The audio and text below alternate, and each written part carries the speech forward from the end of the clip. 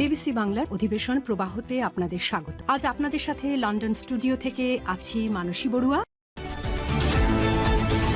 বাংলাদেশের সর্বশেষ গুরুত্বপূর্ণ আপডেট সংবাদে আপনাকে স্বাগত। শুরুতেই সংবাদ শিরোনাম, পরে বিস্তারিত।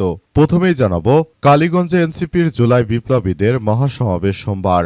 জুলাই গণঅভ্যুত্থানে দ্বিতীয় বর্ষপূর্তি উপলক্ষে জাতীয় নাগরিক পার্টি এনসিপির জুলাই পদযাত্রার অংশ নিতে সোমবার গাজীপুরের কালীগঞ্জে যাচ্ছে দলের আহ্বায়ক ও বিরোধী দলীয় চিফ হুইপ নাহিদ ইসলাম সহ শীর্ষ নেতারা। সেখানে জুলাই বিপ্লবের দ্বিতীয় প্রতিষ্ঠাবার্ষিকী উপলক্ষে বিপ্লবীদের মহাসমাবেশ অনুষ্ঠিত হবে। এরপর জানাবো, জামাত নেতা সেলিম উদ্দিন বললেন, সরকারের নিরাপত্তায় দেশ চাঁদাবাজের অভয়ারণ্যে পরিণত হয়েছে।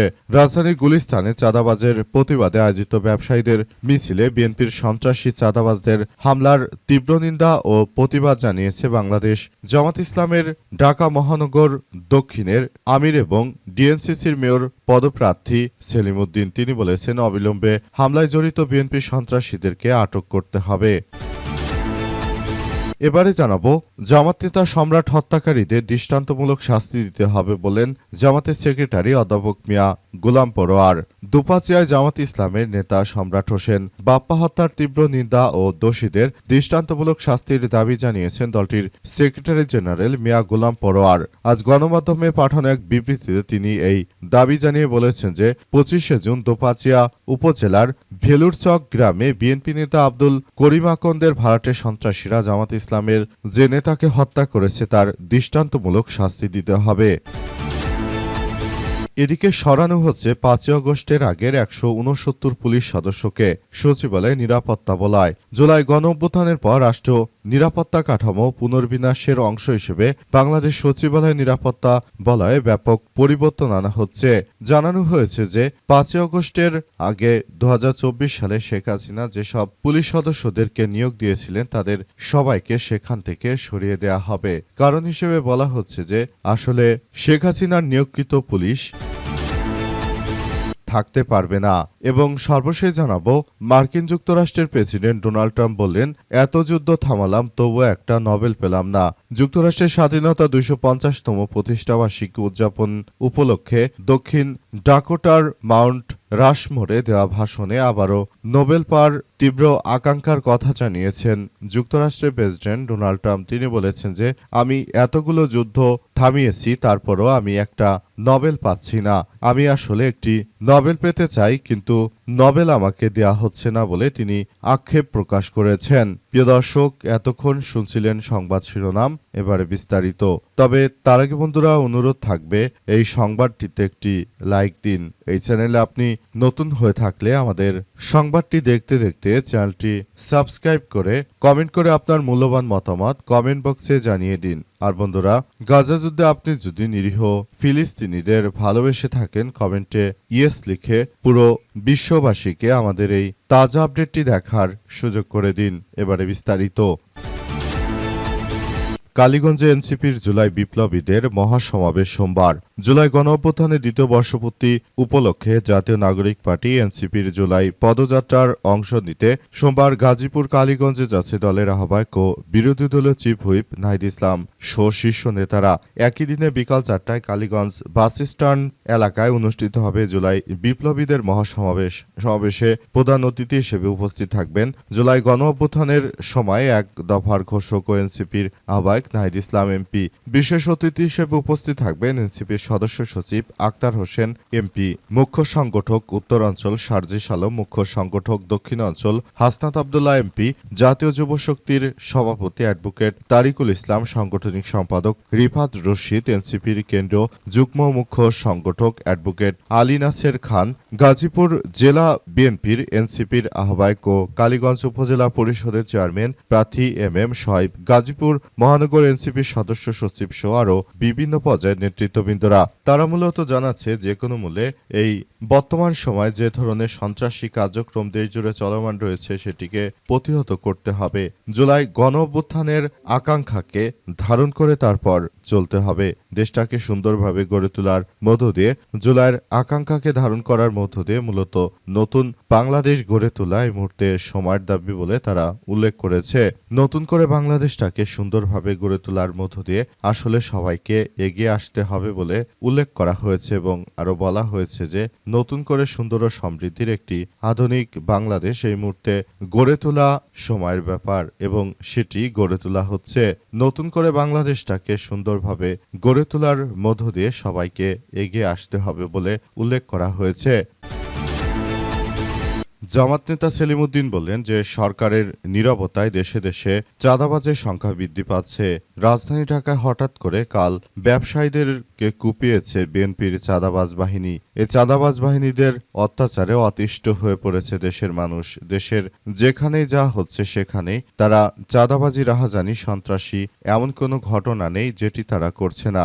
নতুন করে বিষয়গুলো খুবই খারাপ আকার ধারণ করেছে। দেশটাকে সুন্দরভাবে গড়ে তোলার মধ্য দিয়ে আরো সবাইকে এগিয়ে নিয়ে যেতে হবে। দেশটাকে সুন্দরভাবে গড়ে তোলার মধ্য দিয়ে সবাইকে এগিয়ে নিয়ে যাওয়ার মধ্য দিয়ে ভবিষ্যতে একটি সুন্দর ও সমৃদ্ধির বাংলাদেশ গড়ে তোলা অত্যাবশ্যক। কিন্তু বিএনপি সে বিষয়টির দিকে না এগিয়ে বরং তারা চাঁদাবাজি, রাহাজানি, সন্ত্রাসী কর্মকাণ্ডে তারা লিপ্ত হয়ে পড়েছে।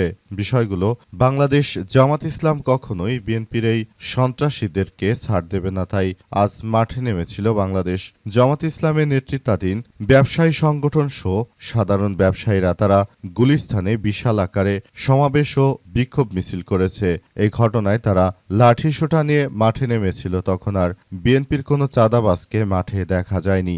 আজ যদি বিএনপির কোনো চাঁদাবাজকে মাঠে দেখা যেত তাহলে পিটিয়ে তক্তা খুলে দিত জামাত ইসলাম।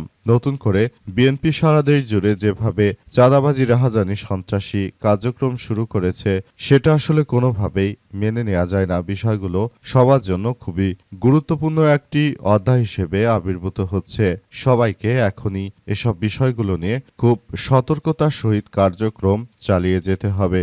দেশটাকে সুন্দরভাবে গড়ে তুলতে হলে অবশ্যই বিএনপিকে চাঁদাবাজি বন্ধ করতে হবে। তাদের গাফিলতির কারণে সব চাঁদাবাজদের জন্ম হচ্ছে বলে জানান সেলিম উদ্দিন। জামাত নেতা সম্রাট হত্যাকারীদের দৃষ্টান্তমূলক শাস্তি দিতে হবে বললেন গোলাম পরোয়ার।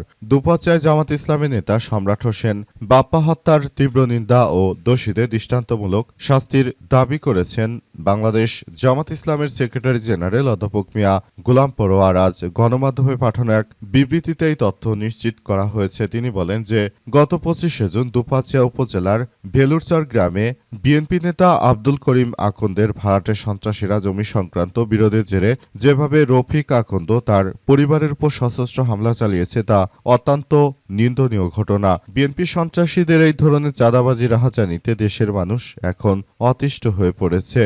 সন্ত্রাসীদের কালো হাত ভেঙে দিতে সবাই বদ্ধপরিকর বলে জানান গোলাম পরোয়ার। তিনি আরও জানান, তাই নতুন করে বিএনপিকে এই সন্ত্রাসীদের বিরুদ্ধে যদি তারা ব্যবস্থা না নিতে পারে তাহলে বিএনপির বিরুদ্ধে দেশে জনগণই ব্যবস্থা নেবে। তিনি আরও জানান, সন্ত্রাসী চাঁদাবাজদের গডফাদার বিএনপিকে কোনো ছাড় দেওয়া হবে না। তারা যেভাবে জামাতের নেতাকর্মীদেরকে হত্যা করছে এই হত্যাকাণ্ডের ঘটনা আসলে আমাদের জন্য স্পষ্ট বার্তা দিয়ে গেছে। হত্যাকাণ্ড করে কোনোভাবেই তারা যেন এগিয়ে যেতে না পারে সেই বিষয়গুলোকে আমাদের অবশ্যই নজরদারিতে রাখতে হবে বলে জানায় বাংলাদেশ জামাত ইসলামের এই নেতা। তিনি বলেন, দেশটাকে মগের মুলুক পেয়ে নিয়েছে বিএনপি, তাদের এখান থেকে অবশ্যই বেরিয়ে আসতে হবে।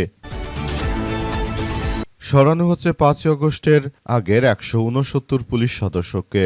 জুলাই গণঅভ্যুত্থানের পর রাষ্ট্রীয় নিরাপত্তা কাঠামো পুনর্বিন্যাসের অংশ হিসেবে বাংলাদেশ সচিবালয়ের নিরাপত্তা ব্যবস্থায় বড় ধরনের পরিবর্তন আনছে বিএনপির নতুন সরকার। দেশের প্রশাসনিক কর্মকাণ্ডের কেন্দ্রবিন্দু হিসেবে বিবেচিত সচিবালয়ে দায়িত্ব পালনকারী 2024 সালের 5ই আগস্টের আগে পদায়ন পাওয়া 169 জন পুলিশ সদস্যকে পর্যায়ক্রমে প্রত্যাহার করে তাদের স্থলে নিরাপত্তা যাচাই শেষে নতুন সদস্যদের নিয়োগের উদ্যোগ নেওয়া হয়েছে। এরই মধ্যে ৮২ জনকে বদলি করা হয়েছে।